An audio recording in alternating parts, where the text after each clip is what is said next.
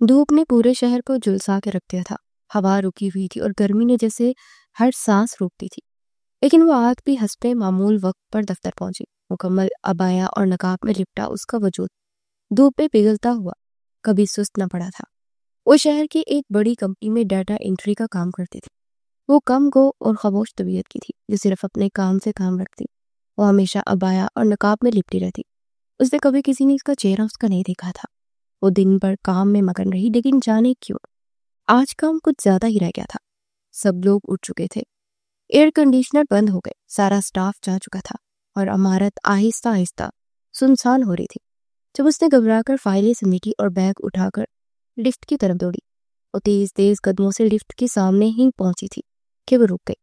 سامنے ساحل افندی کھڑا تھا، اس کا باس، ایک سنجیدہ اور کم گو شخص جو ہمیشہ فائلوں میں گم رہتا تھا۔ وہ بھی شاید دیر سے فارغ ہوا تھا۔ بغیر کچھ کہے وہ بھی اسی لفٹ میں داخل ہوئی اور لفٹ بند ہو گئی اور ہلکی سی خنکی اور ٹھنڈی روشنی تھی۔ لفٹ چلنے کے چند ہی لمحوں بعد ایک جھٹکے سے رکی اور ایئر کنڈیشنر بند ہو گیا۔ اس نے دیوار کا سہارا لیا۔ گرمی کی شدت سے نقاب میں اس کی سانسیں کھولنے لگی۔ گرمی اور گھٹن نے اس کی آواز سلپ کر دیا۔ وہ کچھ کہنا چاہتی تھی لیکن آواز بند ہو گئی۔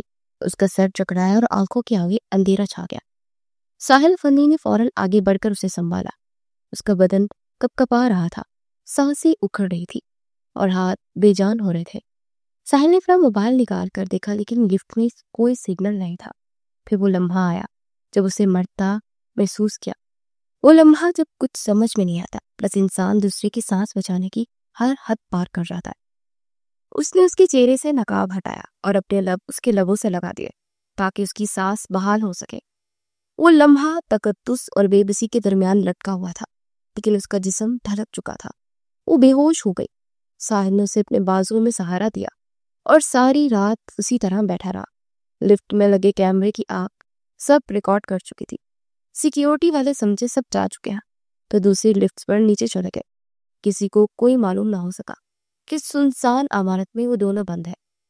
صبح جب ٹیکنیشین نے لفٹ چالو کی تو دروازہ کھلتے ایک ہجوم آنکھیں پھاڑے سامنے کھڑا تھا۔ لفٹ کے فرش پر وہ لڑکی نیم بہوش پڑی تھی اور ساحل اس کے قریب جھکا ہوا تھا جسے پوری رات اس کی حفاظت کرتا رہا۔ جب لڑکی نے آنکھیں کھولی تو پہل آنکھیں چپکی مگر ہاتھ چہرے تک گیا اور اس کی آنکھوں کے سامنے بے ہوش ہوتے وقت رات کا منظر گھوما۔ اس کا چہرہ غصے اور صدمے سے لال ہو گیا۔ آپ نے مجھے بے حجاب کیا؟ آپ کی ہمت بھی کیسے ہوئی مجھے ہاتھ لگانے کی؟ ساحل جس نے جواب دینے کے لیے منہ کھولا تھا، لڑکی نے ایک چپکے سے اٹھ کر سب کے سامنے اس کے منہ پر زوردار تھپڑ مارا۔ پورا سٹاف سناٹے میں آ گیا۔ وہ کچھ کہے بغیر اپنا نقاب دوبارہ اوڑھ کر وہاں سے نکل گئی اور ساحل صرف اسے دیکھتا رہ گیا۔ اس کی آنکھوں سے غصے سے سرخ ہو گئی تھی۔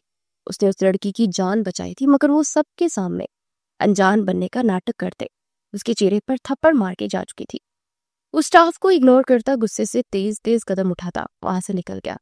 عبیر رضوی اپنا نقاب درست کرتے آفس سے باہر نکل آئی۔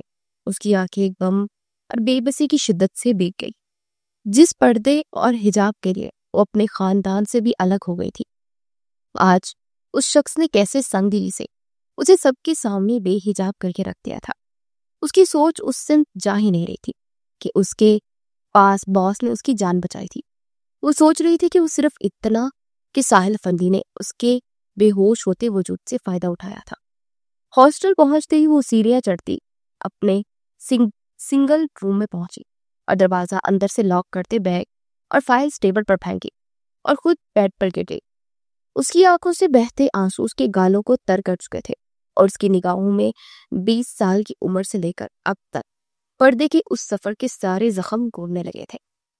اسے جیسے محسوس ہو رہا تھا کہ اس شخص نے اس کی 4 سال کی قربانیوں پر پانی پھیر دیا ہو۔ عبیر رضوی شہر کی ایک معروف اداکارہ اور ماڈل علینا رضوی کی بیٹی تھی۔ اس کا والد بھی فلم انڈسٹری میں پروڈیوسر تھا۔ ان دونوں نے اپنے بچوں کی تربیت بہت ہی آزاد خیالی سے کی تھی۔ عبیر کی 2 بڑی بہنیں اور ایک بھائی تھا جو اپنے والدین کے ہی نقشے قدم پر چلتے کوئی ماڈلنگ تو کوئی شوبز کا پروفیشن اختیار کر چکا تھا۔ مگر عبیر جیسے جیسے بڑی ہوتی جا رہی تھی اس دولت اور شہرت سے اس کا دل اچاٹ ہوتا جا رہا تھا۔ میٹرک کے بعد جب اس نے کالج میں داخلہ لیا تو اس نے اپنی ایک کلاس فیلو نور العین کی طرف دوستی کا ہاتھ بڑھایا، جو سر سے پاؤں تک سیاہ ابایا میں لپٹ کر آتی تھی۔ اس کے لہجے میں ٹھہراؤ اور باتوں میں ایسی گہرائی تھی کہ وہ سامنے والے کو اپنے اخلاق سے اپنا گریدار بنا لیتی تھی۔ عبیر کو اس میں ایک کشش محسوس ہوتی تھی۔ وہ نور العین کو رشک کی نگاہوں سے دیکھتے، سوچتی کہ اللہ پاک سخت گرمی میں اسے حجاب اوڑھتے دیکھ کے کتنا خوش ہوتے ہوں گے۔ پھر ایک دن بارش کی وجہ سے اسٹوڈنٹس کالج میں بہت کم آئے اور ان کا سارا دن تقریباً فری ہی گزر رہا تھا۔ جب بارش کچھ تھمی تو عبیر نور العین کے ساتھ کالج کے گراؤنڈ میں آ کر ٹہلنے لگی۔ نور، تم اتنی گرمی میں اس قدر سخت پردہ کرتی ہو تو اللہ پاک تمہیں اس کے بدلے کیا انعام دیں گے؟ عبیر نے چونک کر وہ سوال جھاڑ دیا تھا جو بہت دنوں سے اس کی دماغ پہ چل رہا تھا۔ اس کا دین کی تعلیم سے کبھی کوئی خاص واسطہ نہیں پڑا تھا، اس لیے وہ پردے کی اہمیت سے بالکل ہی ناواقف تھی۔ عبیر کے سوال پر نور العین کی آنکھوں کی چمک پڑ گئی۔ اس پردے کی بدولت میرا رب مجھ سے سب سے خاص نعمت مجھے نوازے گا، وہ نعمت جو ہر کسی کا نصیب نہیں ہوگی۔ نور العین کے لہجے میں گہرائی تھی اور اس کی آواز خوشی سے لرز رہی تھی۔ عبیر نے حیرت سے اسے دیکھا۔ نور العین نے ایک گہری سانس بھرتے اپنے لہجے کی لرزش کو سنبھالا۔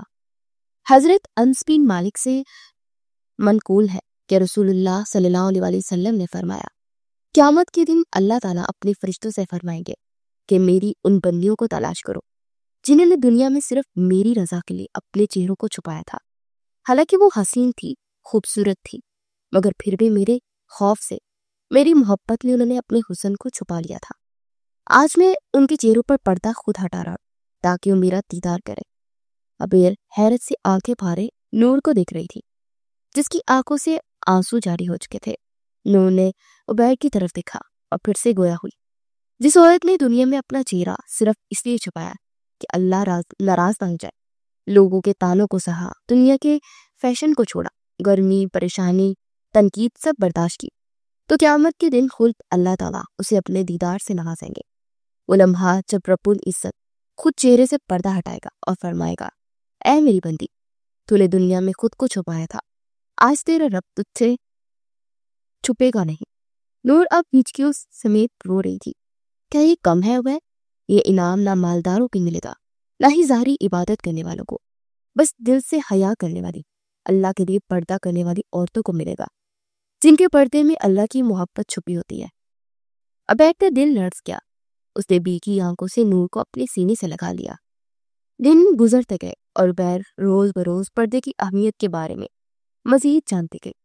جب بھی وہ ریسرچ کرنے بیٹھتی تو کہیں بے پردگی کے عذاب سے وہ لرز جاتی، تو کہیں عورت کے بے پردگی سے پردے کا سفر کے واقعات پڑھتے اس کی آنکھیں بھیگ جاتی۔ عبیر کا سیکنڈ ایئر بھی ختم ہونے والا تھا۔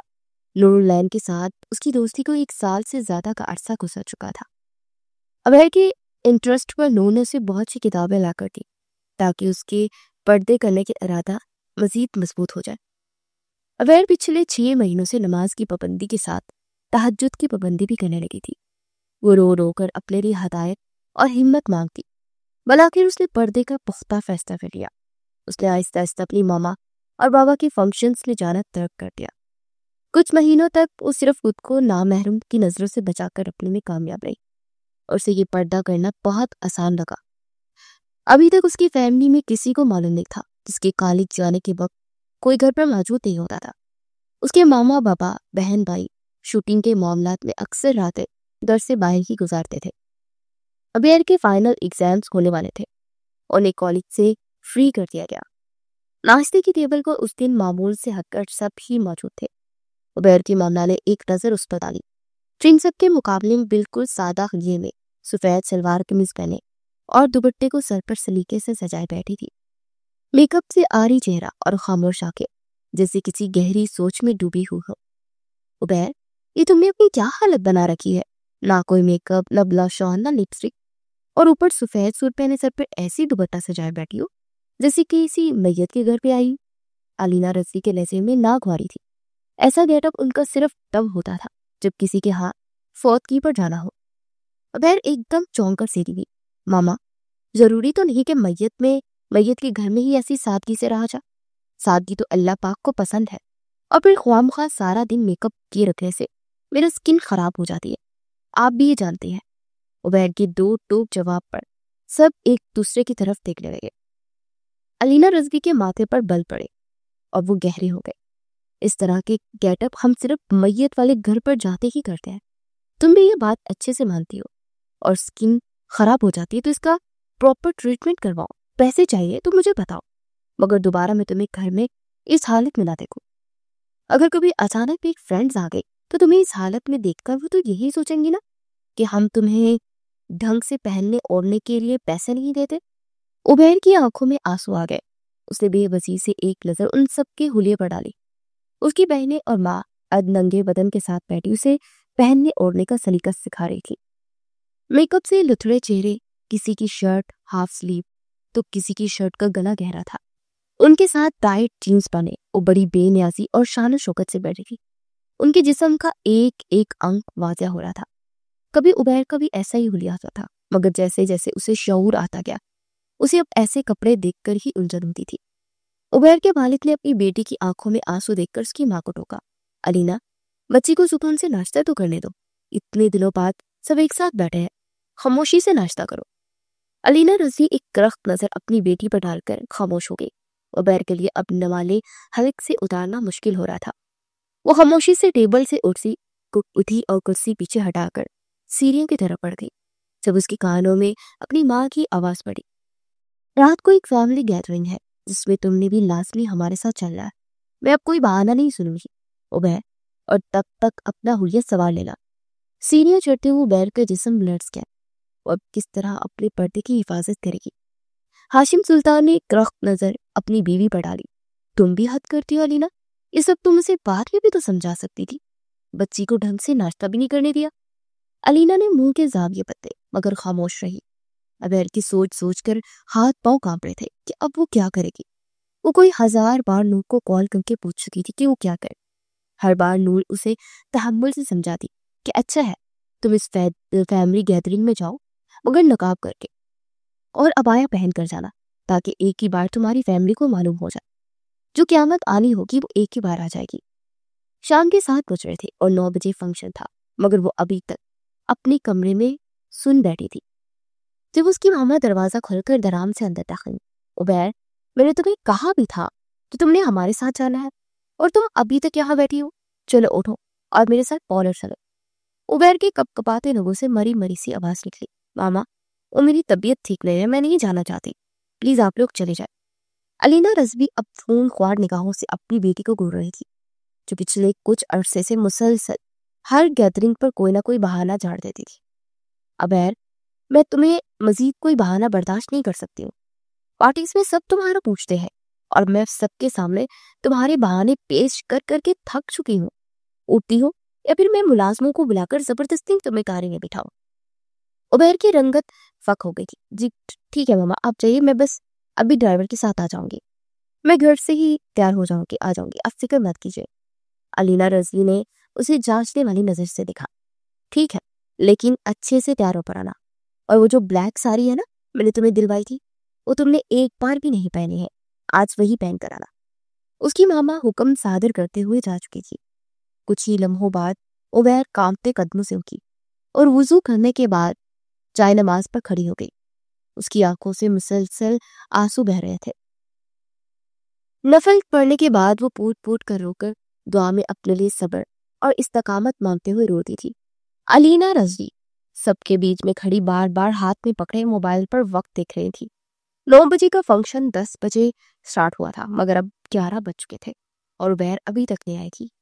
روشنیوں سے جگمگاتے ہال میں عبیر لرزتے قدموں کے ساتھ داخل ہوئی۔ اس نے عبایا پہننے سے گریز کیا تھا، لمبی سیاہ میکسی جس میں اس کے پاؤں تک چھپے ہوئے تھے، سینے اور کندھوں پر اچھے سے چادر پھیلائے اور چہرے کو حجاب کے ساتھ نقاب میں لپیٹے وہ اسٹیج کے قریب قدم بڑھا دی۔ ہال میں موجود سب مرد تو زن کی نظروں کا مرکز بن گئے۔ اس حلیے میں وہ کسی ریاست کی ملکہ سے کم نہیں لگ رہی تھی۔ اس کا بڑا بڑا جسم مکمل طور پر چھپا ہوا تھا اور لمبے قد کے ساتھ پاؤں تک آتی میکسی نے اس کی شخصیت میں ایک وقار پیدا کر دیا تھا۔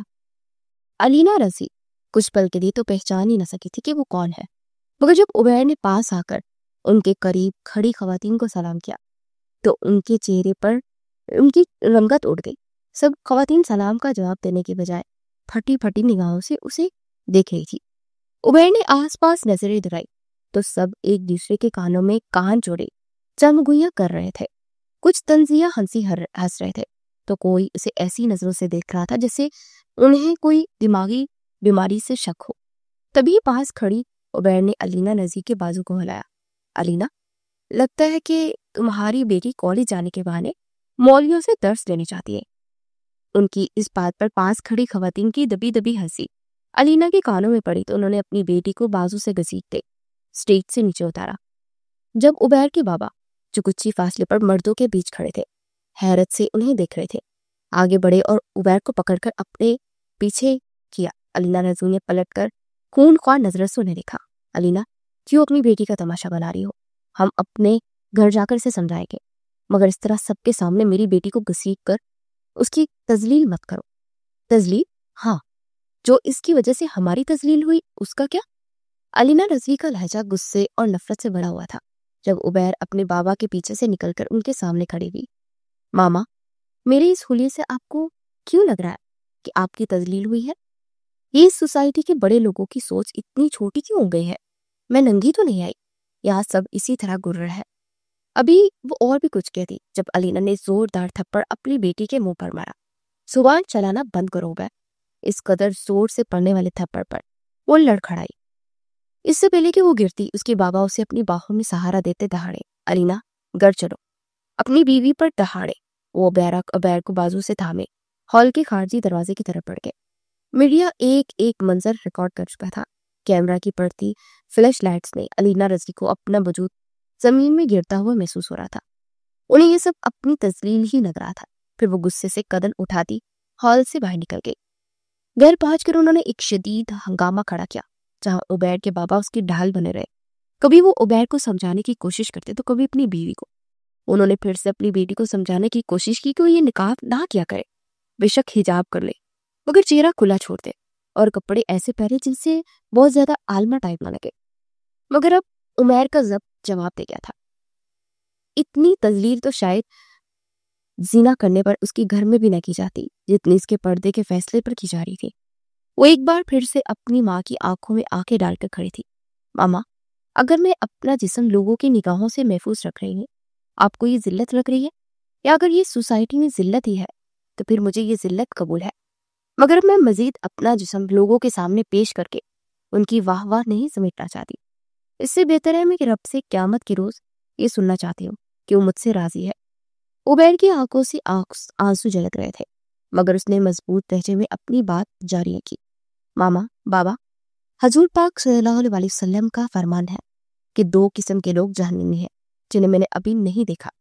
ایک وہ مرد جن کے ہاتھ میں بیل کی دم جیسے کوڑے ہوں گے جسے وہ لوگوں کو ماریں گے، اور دوسری وہ عورتیں جو لباس پہننے کے باوجود ننگی ہوں گی، لوگوں کو اپنی طرف مائل کرنے والی ہوں گی، خود بھی مردوں کی طرف مائل ہوں گی۔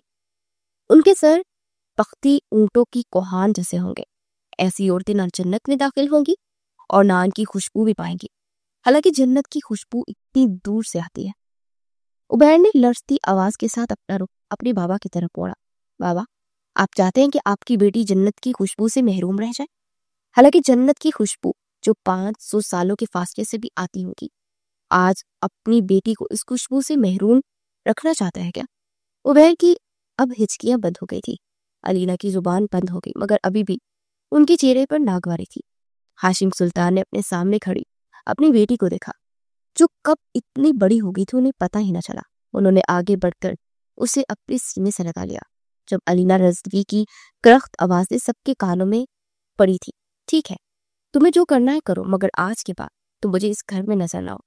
میں لوگوں کے سامنے مزید ذلت نہیں اٹھا سکتی۔ علینا نذیر یہ کہتے سیلیاں پھیلالتی نظروں سے اوجھل ہو گئی۔ ان کے دماغ کی سوئی ابھی بھی ذلت پر ہی اٹکی ہوئی تھی۔ ہاشم سلطان نے ایک گہری سانس بھری اور اپنی بیٹی کے لرزتے وجود پر تھپکی دی۔ اس کے اگلے دن عبیر کو ہاسٹل شفٹ کر دیا گیا تھا۔ ہاشم سلطان اپنی بیوی کے ہاتھوں اپنی بیٹی کی مزید ذلت برداشت نہیں کر سکتے تھے، اس لیے انہوں نے ہی عبیر کے لیے ایک اچھے ہاسٹل کا انتظام کیا۔ علینا نذیر عبیر کی شکل بھی نہیں دیکھنا چاہتی تھی، اس لیے عبیر نے دوبارہ کبھی اپنے گھر میں قدم نہ رکھا۔ اس کی بہنوں اور بھائیوں کو بھی اس سے کوئی خاص دلچسپی نہیں تھی۔ واحد اس کے پاپا ہی تھے جو مہینے 2 مہینے بعد اپنی مصروفیات سے وقت نکال کر اس سے ملنے کے لیے آتے تھے اور گھنٹہ 2 گھنٹے اس کے ساتھ گھوم پھر کر پھر سے اسے واپس ہاسٹل چھوڑتے تھے۔ ایک عرصہ گزر چکا تھا اور اس کے بابا بھی اس دنیا سے رخصت ہو چکے تھے۔ اس کے بابا کی موت نے اسے بالکل ہی تنہا کر دیا تھا، مگر اس کا تعلق اپنے رب سے مزید مضبوط ہو گیا تھا۔ عبیر نے یونی سے فری ہونے کے بعد شہر کی ایک بڑی کمپنی میں جاب کے لیے اپلائی کیا تو اسے اس کے گریڈز کی بنا پر بہت آسانی سے جاب مل گئی، مگر آج اسی کمپنی کے مالک کی اس حرکت نے عبیر کی روح تک کو چھلنی کر دیا تھا۔ ساحل افندی شہر کا ایک مشہور معروف بزنس مین تھا۔ اس کے والدین امریکہ میں سیٹلڈ تھے، مگر وہ پاکستان آ کر بہت کم عرصے میں ہی بزنس کی دنیا میں اپنا نام بنا چکا تھا۔ کمرے میں مدھم سی روشنی اور سگریٹ کا دھواں پھیلا ہوا تھا۔ ساحل افندی گھر آنے کے بعد سے خود کو کمرے میں بند کیے ایک کے بعد ایک سگریٹ سلگا رہا تھا۔ اس کا دماغ ابھی بھی چہرے پر پڑنے والے تھپڑ کی وجہ سے گھوم رہا تھا۔ وہ معمولی سی لڑکی سارے اسٹاف کے سامنے اسے تھپڑ مار کر چلی گئی تھی۔ تبھی ساحل کے دماغ میں کچھ کلک ہوا اور اس نے جھٹ سے سائڈ ٹیبل پر پڑا موبائل اٹھایا اور ایک نمبر ڈائل کیا۔ تھوڑی دیر گھنٹی بجنے کے بعد کال اٹینڈ ہوئی اور دوسری طرف سے مؤدبانہ انداز میں اس کی کانوں میں پڑے، جی سر، 15 منٹ کے اندر مجھے کل رات خراب ہونے والی لفٹ کی CCTV فوٹیج سینڈ کرو اور اس سے سارے ریکارڈ ختم کر دو۔ کرخت لہجے میں حکم دیتا وہ کال کاٹ چکا تھا۔ ٹھیک 10 منٹ بعد اس کے موبائل پر نوٹیفیکیشن آیا۔ اس نے جھٹ سے اسے کھول کر ویڈیو پلے کی۔ سامنے چلتی ویڈیو دیکھ کر اس کے چہرے پر شیطانی مسکراہٹ پھیل گئی۔ اگلی صبح عبیر اٹھی اور ناشتہ کر کے فریش ہونے کے بعد وہ آفس کے لیے تیار ہوئی۔ اس نے فیصلہ کر لیا تھا کہ وہ آج ریزائن کر دے گی۔ اس میں ہمت نہیں تھی روز اس شخص کا سامنا کرنے کی جس کے کردار کا سارا غرور خاک میں ملا چکا تھا۔ عبایا پہن کر نقاب کرنے کے بعد وہ ایک نظر اس نے اپنے حلیے پر ڈالی اور گہری سانس پڑتی کمرے کو لاک کر کے پوسٹر سے باہر نکل گئی۔ ساحل افندی پرسکون انداز میں آفس میں ٹانگ پر ٹانگ رکھے بیٹھا عبیر کا ہی انتظار کر رہا تھا۔ اسے معلوم تھا کہ ریزائن کیے بغیر تو اس آفس سے جان نہیں چھڑا سکتی، اس لیے اسے یقین تھا کہ وہ آج ضرور آئے گی۔ عبیر جیسی آفس میں داخل ہو ساری سٹاف کی نظریں اس پر جم گئی تھی۔ سب اسے دیکھ کر آپس میں سرکوشیاں کرنے لگے، مگر عبیر مضبوط قدموں سے چلتی ساحل افندی کے کیبن کے سامنے جا کر ایک لمحے کے لیے رکی۔ اس نے اپنی لرزتی سانسوں کو بحال کیا اور کیبن کا دروازہ کھول کر ایک نظر اندر ڈالی، جہاں ساحل افندی سکون سے ٹانگ پر ٹانگ جمائے کرسی کی پشت سے ٹیک لگائے آنکھیں موندے بیٹھا تھا۔ میں آئی کم ان سر؟ اس کے کانوں میں عبیر کی آواز پڑی تو اس نے اسی پوزیشن میں بیٹھے اندر آنے کی اجازت دی۔ عبیر کیبن کا دروازہ بند کرتی مضبوط قدموں سے چلتی اس کے سامنے آ کر کھڑی ہوئی۔ ساحل نے آنکھیں کھولی اور آئی برو چکا کر اسے بیٹھنے کا اشارہ کیا۔ عبیر نے اس کے مغرورانہ انداز پر مٹھیاں ویچھی مگر کھڑی رہی۔ سر، میں یہاں بیٹھنے نہیں آئی، میں ریزائن کرنے آئی ہوں۔ ساحل طنزیہ ہنسی ہنسا، اپنی کرسی سے اٹھ کر اس کی طرف پڑا، اس کے پاس جا کر آگے کو جھکا۔ مس عبیر رسمی، آپ نے خوش فہمی کیسے پال لی کہ سارے اسٹاف کے سامنے مجھ پر ہاتھ اٹھانے کے بعد آپ کو چپ چاپ ریزائن کر کے اس کمپنی سے جانے دوں گا؟ اور اس کے ساتھ اس نے اپنا ہاتھ آگے بڑھا کر اس کے نقاب میں لپٹے چہرے کو چھونا چاہا، جب عبیر ایک جھٹکے سے پیچھے ہٹی۔ سر، آپ اپنی حد میں رہ کر بات کیجیے، اور رہی بات اس کمپنی کو چھوڑنے کی تو یہ میرا جائز حق ہے، میں جب چاہے استعفیٰ دے سکتی، آپ مجھے اس حق سے محروم نہیں کر سکتے۔ عبیر کا لہجہ کاٹ کھانے والا تھا۔ ساحل ایک کہکا لگاتے پھر سے اس کی جانب بڑھا۔ عبیر پیچھے ہٹی، کیبن کی دیوار سے لگ گئی۔ ساحل نے اس کے پاس پہنچ کر دونوں ہاتھ اس کے گرد دیوار پر رکھے اور اس کے کانوں میں سرکوشی کی۔ مس عبیر، کل رات جو آپ اس لفٹ میں جو ہوا اس کی CCTV فوٹیج ہے میرے پاس، اور اسی بنا پر میں آپ سے آپ کے سارے جائز حق چھیننے کی صلاحیت رکھتا ہوں۔ تبھی ساحل نے ایک ہاتھ دیوار پر ہٹا کر اس کے گال پر اپنی انگلیوں کو پھیرا۔ عبیر کا خون کھول اٹھا، اسے دھکا دیتے اس سے دور ہوئی۔ جھوٹ بول رہے ہیں آپ، مجھے ڈرانے کے لیے یہ سب کر رہے ہیں آپ۔ ساحل کے ہونٹوں کی شیطانی مسکراہٹ گہری ہوئی۔ اس نے ٹیبل پر پڑا اپنا موبائل اٹھایا اور اس کے سامنے ویڈیو پلے کی۔ ویڈیو کے ہر گزرتے سیکنڈ کے ساتھ عبیر کو اپنی جان نکلتی محسوس ہوئی۔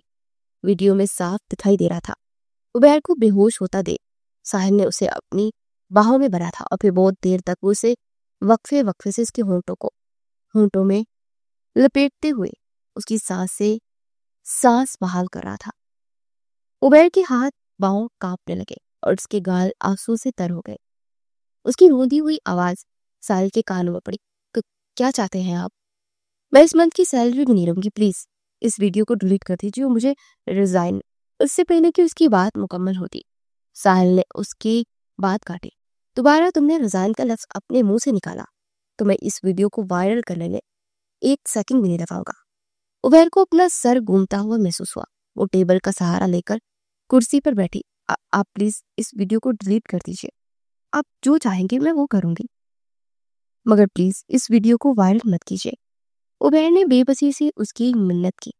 साहिल उसके सामने घुटनों के बल बैठते हुए गोया हुआ। एक शर्त पर ही मैं वीडियो डिलीट करूंगा, तुम्हें मुझसे निकाह करना होगा। उबैर ने आंखें फाड़े से देखा। आप होश में तो है? आपने ये सोच भी कैसे लिया कि मैं आप जैसे शख्स से निकाह करूंगी? साहिल अफंदी कहका लगाते हुए उठ खड़ा हुआ। ओके मिस प्रीति, आपके इनकार पर अब मुझे वीडियो वायरल करने से कोई पछतावा नहीं होगा। उसकी उंगलियां तेजी से मोबाइल स्क्रीन पर चढ़ रही थी। उबैर के हवास खता हुए वो एक झटके से उठी। नहीं नहीं, ऐसा मत कीजिएगा प्लीज। उबैर उसके आगे हाथ जोड़े जब साहिल ने मोबाइल की स्क्रीन पर उसके सामने करते आईब्रो झुकाई। बस एक क्लिक की देर थी और फिर उबैर की जिंदगी तबाह। उबैर को बुत बने देख साहिल ने बेनियाजी से कंधे झुकाए और मोबाइल का रुख अपनी तरफ मोड़ा। इससे पहले कि वो क्लिक करता, उबैर चीखी, नहीं नहीं, ठीक है, मैं आपसे निकाह के लिए तैयार हूँ, मगर ऐसा मत कीजिए प्लीज। साहिल के चेहरे पर एक फातिहाना मुस्कुराहट पड़ी। उसने सुकून से मोबाइल लॉक करते अपनी जेब में डाला और दीवार से टेक लगाकर हाथ सीने पर बांधते हुए खड़ा हुआ। उबैर उसके सामने फर्श पर बैठी हिचकियों समेत रो रही थी। 10 मिनट तक जब उसका रोना खत्म ना हुआ तो साहिल की उकताई हुई आवाज उसके कानों में पड़ी। मिस प्रीति, क्यों अपनी हसीना को पर जुल्म कर रही है? थोड़े आंसू निकाह के बाद के लिए भी बचा लीजिए। उबैर ने जख्मी निगाहों से उसकी तरफ देखा। उसकी निगाहें साहिल के दिल में तीर बनकर उठती थी, मगर इस बार चेहरा लिए खड़ा रहा। उबैर ने अपने सामने खड़े मखरूर और बेहिस इंसान को देखा जिसके चेहरे पर पछतावे की एक झलक तक नहीं थी। उसे दिल ही दिल में फैसला किया तो इस शख्स के सामने खुद को मजीद कमजोर जाहिर नहीं करेगी, और वो फर्श से उठ खड़ी हुई और साहिल की आंखों में आंखें डालते हुए सख्त लहजे में बोली, आपने जितना मुझे रुलाना था रुला लिया। अपनी निकाह के बाद मैंने आपकी जिंदगी जहन्नुम ना बनाई तो मेरा नाम भी उबैर रज़वी नहीं। उसके साथ ही वो तेज तेज कदम उठाती केबिन से बाहर निकल गई।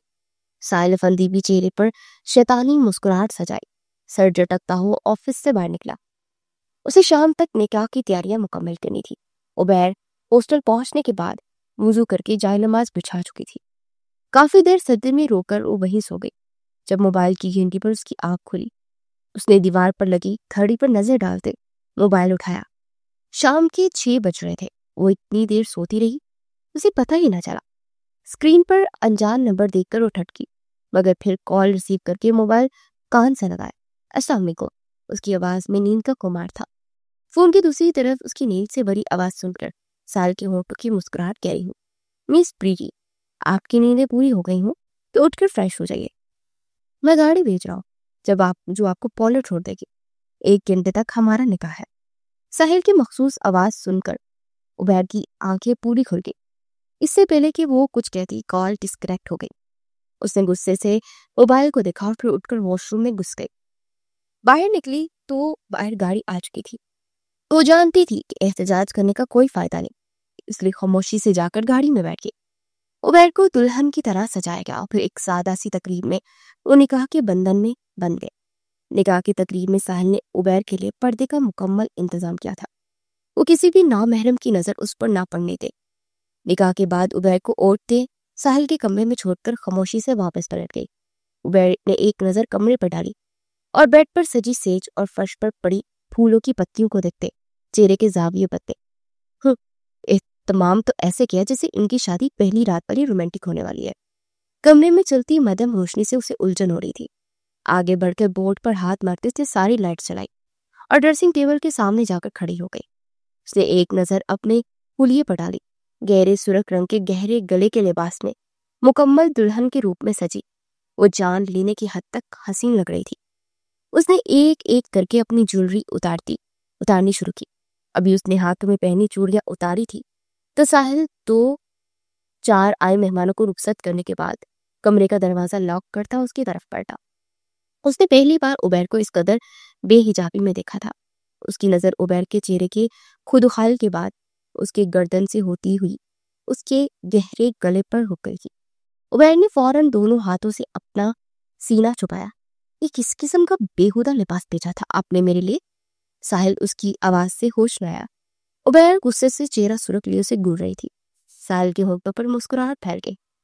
وہ قدم بڑھاتا اس کی جانب آیا جب عبیر ایک جھٹکے سے پلٹی اور واش روم کی طرف پڑی۔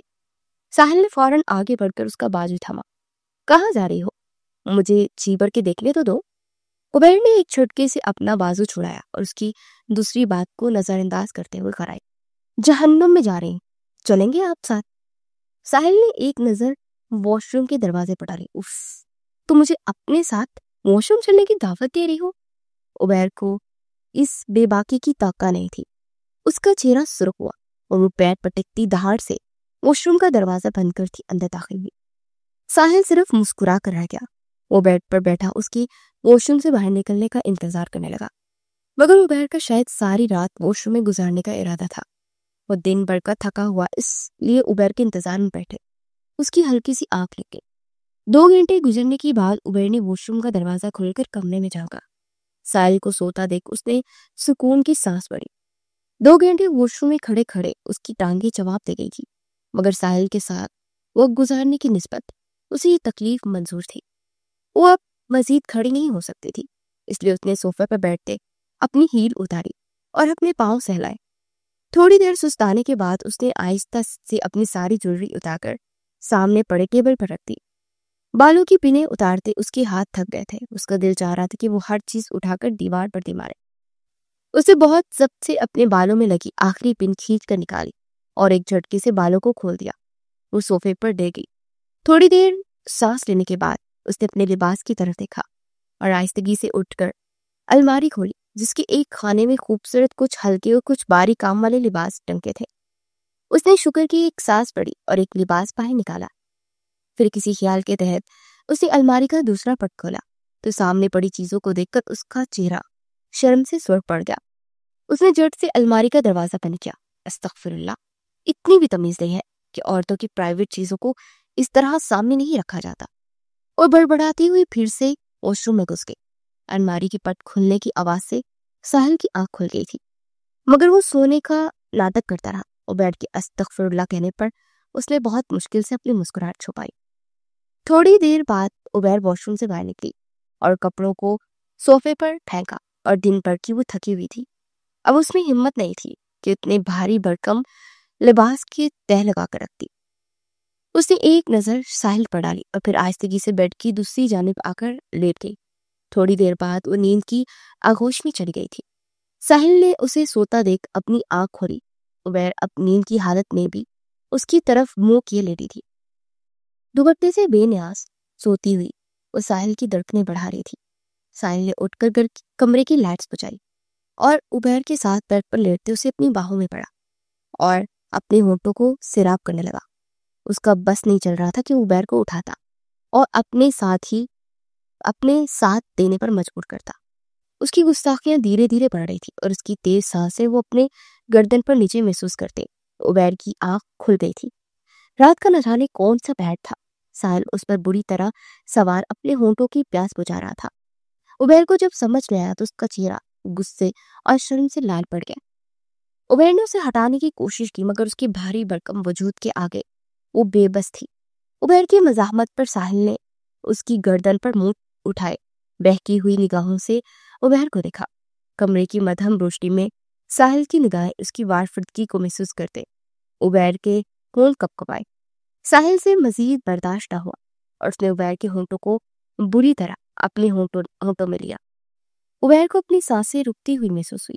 اس نے بہت زور لگا کر جھٹکے سے ساحل کو پیچھے ہٹایا۔ اس کی گرفت ڈھیلی ہوئی اور عبیر اسے دھکا دیتے بیڈ سے اٹھی اور اس کا پورا وجود لرز رہا تھا۔ میں اس زبردستی نکاح کو نہیں مانتی ہوں ساحل افندی، خبردار جو تم دوبارہ مجھے تم نے ہاتھ پہ لگایا۔ ساحل اٹھ کر اس کی طرف بڑھا۔ عبیر کو کوئی راستہ نظر نہ آیا تو اس کی بالکنی پر نظر پڑی اور وہ بھاگتی ہوئی بالکنی میں پہنچی۔ نہ جانے کب اور کیوں ساحل کی غربت میں اس کی دھڑکنیں بڑھ گئی تھی، مگر اب پھر سے ساحل سے نفرت ہو رہی تھی۔ اس کے ہونٹ کپ کپائے۔ اگر آپ ایک قدم بھی میرے قریب آئے تو میں یہاں سے کود جاؤں گی۔ ساحل کا خمار اس لمحے اتر گیا۔ وہ آنکھیں غصے میں لیے آگے بڑھا۔ جب عبیر بالکنی کے کنارے پر پہنچی اور غصے سے چلائی، میں سچ کہہ رہی ہوں، میں یہاں سے کود جاؤں گی، آپ دور رہیں مجھ سے۔ اس کے انداز میں ایسا یقین تھا کہ ساحل کے قدم جم گئے۔ وہ واپس پلٹا اور تیزی سے قدم اٹھاتا کمرے سے باہر نکل گیا۔ عبیر نے سکون کی سانس پڑی اور بھاگ کر کمرے کا دروازہ لاک کیا۔ وہ واپس آ کر بیڈ پر لیٹ گئی۔ اسے اب خود پر افسوس ہو رہا تھا کہ وہ کیسی اس پر یقین کر کے اتنی بے خبر ہو کر سو گئی تھی۔ اب کمرے کا دروازہ لاک تھا، اس لیے وہ دوبارہ سکون سے سو گئی۔ ساحل ساتھ والے کمرے کا دروازہ کھول کر اندر داخل ہوا۔ بیڈ روم سے ملحقہ وہ کمرہ ساحل کا من پسند روم تھا۔ وہ آہستہ آہستہ قدم اٹھاتا سامنے دیوار پر آویزہ بورڈ پر لگی تصویروں کو دیکھنے لگا۔ وہ تصویریں عبیر رضوی کی تھی۔ وہ آہستہ آہستہ قدم اٹھاتا ایک ایک تصویر پر ہاتھ پھیرنے لگا۔ پھر وہ ان میں سے ایک تصویر کو چومتا ہوا سامنے موجود صوفے پر بیٹھ کر ان تصویروں کو تکنے لگا۔ اس کا دل سکون سے بھرا ہوا تھا۔ اس نے جس لڑکی کو شدت سے چاہا وہ اب اس کی نکاح میں تھی، اور یہی حقیقت اس کے دل کو ٹھنڈک پہنچا رہی تھی۔ پھر وہ صوفے کی پشت سے ٹیک لگاتا آنکھیں موند گیا۔ اس کی نگاہوں میں ماضی کا ایک ایک منظر گھومنے لگا۔ ساحل افندی آفس میں عبیر کے پہلے دن ہی اس کی نگاہوں کی حیا اور اس کی تقدس پر دل ہار بیٹھا تھا۔ اسے زندگی میں بہت سی با پردہ لڑکیاں بھی دیکھی تھی، مگر جو حیا اس نے عبیر کی نگاہوں میں دیکھی تھی اس کے لیے بالکل ہی الگ تھی۔ پھر وہ اکثر ہی عبیر پر نظر رکھنے لگا۔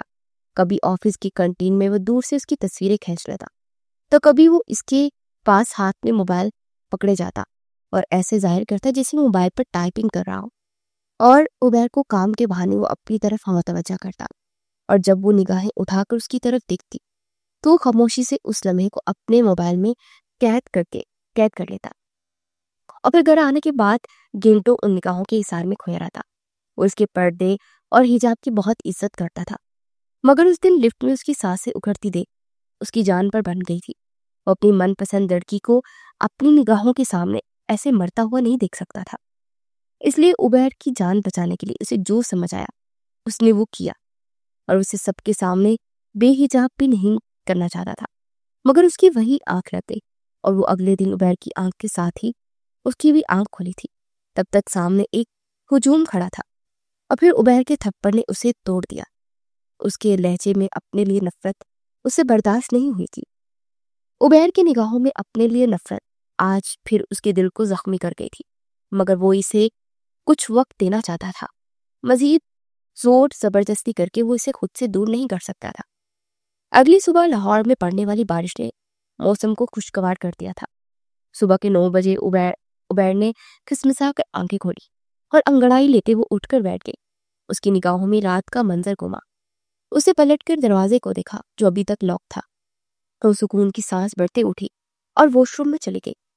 ساحل ایک گھنٹہ پہلے ہی جاگ چکا تھا۔ عبیر کے موڈ کو دیکھتے اس نے ولیمے کا فنکشن کینسل کر دیا تھا۔ وہ کچن میں کھڑا اپنی نئی نویلی دلہن کے لیے ناشتہ بنا رہا تھا۔ عبیر فریش ہونے کے بعد کمرے سے باہر نکلی تو کچن سے آتی کھٹ پٹ کی آوازوں سے متوجہ ہوئی۔ وہ اٹھتے ہوئے ساحل کے منہ نہیں لگنا چاہتی تھی، مگر اس کے پیٹ میں بھوک کی وجہ سے چوہے دوڑ رہے تھے۔ ان 2 دنوں میں وہی 18 سالہ عبیر بن چکی تھی، ضدی، لک چڑی اور ہر حال میں مقابل سے جیتنے والی۔ جب وہ نور سے ملی تھی تو اس کے بعد اس میں بہت تبدیلیاں آئیں۔ اس کا بات کرنے کا انداز بدلا۔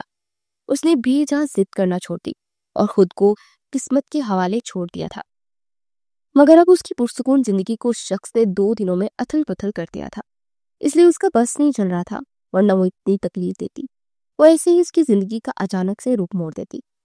کل رات اس کی جیت ہوئی تھی، یہی سوچتے مغرورہ انداز میں چلتی کچن میں آئی، جہاں ساحل ناشتہ بنا چکا تھا اور اب چائے کپوں میں ڈال رہا تھا۔ اس نے پیچھے قدموں کی آہٹ سنی تو پلٹ کر دیکھا۔ سامنے وہ قاتل حسینہ شان سے کھڑی اسے ہی تک رہی تھی۔ ساحل اس کی کانفیڈنس پر ایک لمحے کے لیے حیران ہوا۔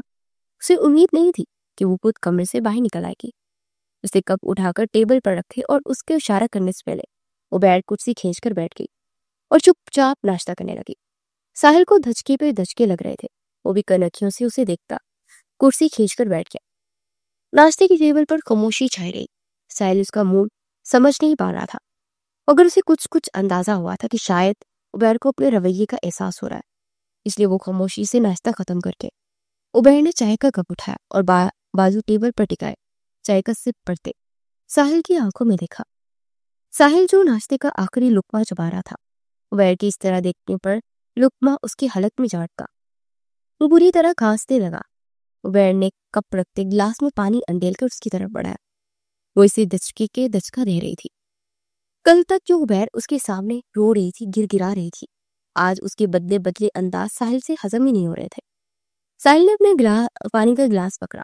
جب اس کی کھانسی کچھ بہتر ہوئی تو اس نے عبیر کی طرف دیکھا۔ عبیر، تمہاری طبیعت تو ٹھیک نہیں؟ عبیر ہلکا سا مسکرائی۔ میری طبیعت تو بالکل ٹھیک ہے، مگر آپ مجھے ٹھیک نہیں لگ رہے، وہ تنزیہ انداز میں کہتی کرسی گھسیٹ کر اٹھی اور واپس کمرے میں چلی گئی۔ ساحل ابھی تک ہونکوں کی طرح وہاں بیٹھا ہوا عبیر کو کمرے میں جاتے ہوئے دیکھ رہا تھا۔ عبیر کمرے میں پہنچی تو اس کی ہونٹوں پر فاتحانہ مسکراہٹ تھی۔ وہ نظروں میں اسے گھائل کرائے گی۔ ساحل افندی، یہ تو کچھ بھی نہیں ہے، ابھی میں تمہیں اس سے بھی بڑے دھچکے دوں گی، تمہاری سانس اکھیڑ کر رکھ دوں گی۔ کل رات ساحل کے چہرے پر اپنے لیے پریشانی دیکھ کر اس کے ساتھ ہاتھ ساحل کی کمزوری لگ گئی تھی۔